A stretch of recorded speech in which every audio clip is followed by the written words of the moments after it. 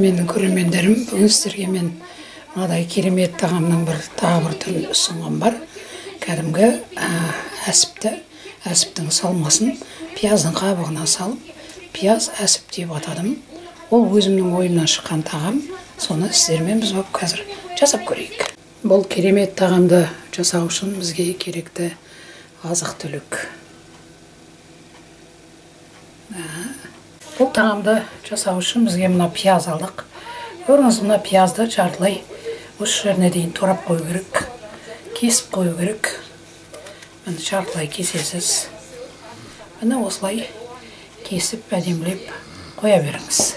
Пиязды суға салдық. Міне қайнап шыққаннан кейін бір 10 минуттай қайнатып алу керек, пиязды жұмсартып. Бұл піскен пияздың да пайдасы өте зор деп айтып жатыр қазір интернет желісінде. Сондықтан көрейік. Міне пияз 10 минуттай қайнады. Сосын бұны суытып алу керек. Суытып алмасаңыз қабығын шығарып ала алмайсыз. Әдемілеп суытып алыңыз. Міне қараңыз. Сөйтіп мынау піскен қабығының бәрін алып алу керек. Бізге осы піскен қабықтары керек. Міне әдемі алып алу керек ол піскен қабықтарын.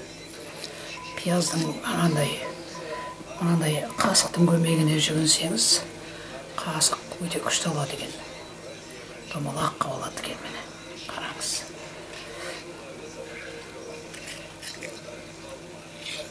Міне әдемілеп біртіндеп алып алуыңыз.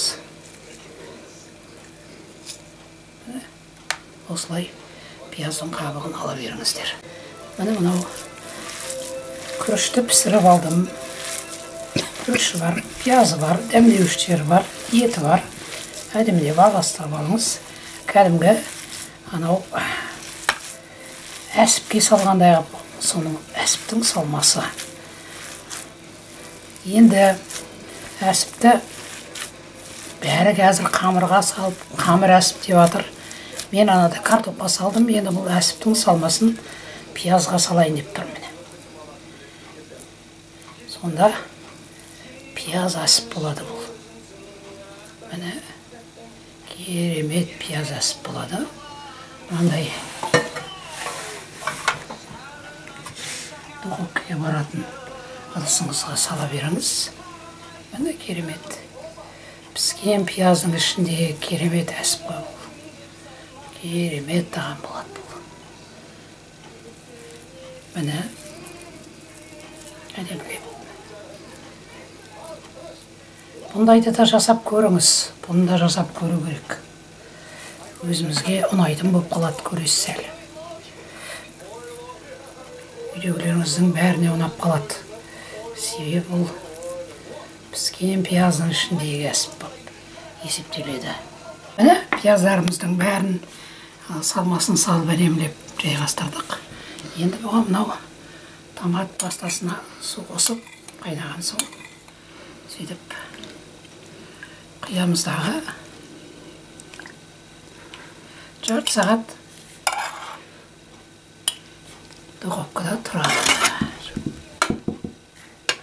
Міне қараңыз, бір 30 минуттай тұрды. Ашылған біреуін алайық. Дәмін көрейік. Міне қараңыз.